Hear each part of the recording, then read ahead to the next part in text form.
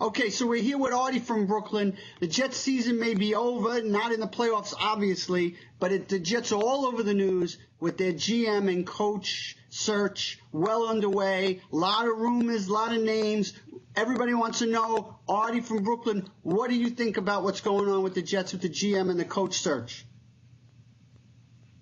I know this. They better hire a GM before they go and get themselves a coach, because they'll be putting themselves right back into that criticism of why did they have a coach and hire a GM and he wasn't allowed to take the guy out.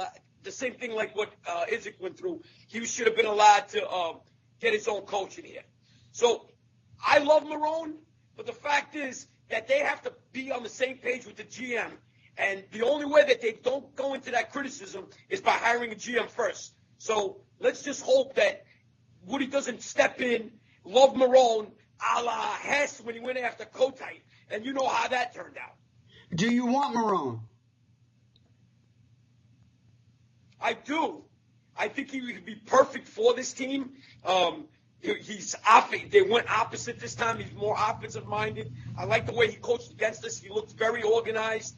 He did a good job in Syracuse. Not great. Did a good job with Buffalo. Not great. But he didn't get a fair chance. So I think the whole New York factor, the way he handled the media when he did the interviews and things like that, I think he'd be a really good fit in here.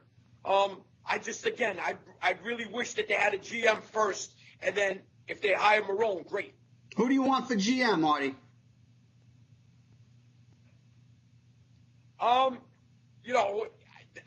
Preferably, I would love the guy that turned us down, which is the Raven guy. I think the best thing to do is get a GM from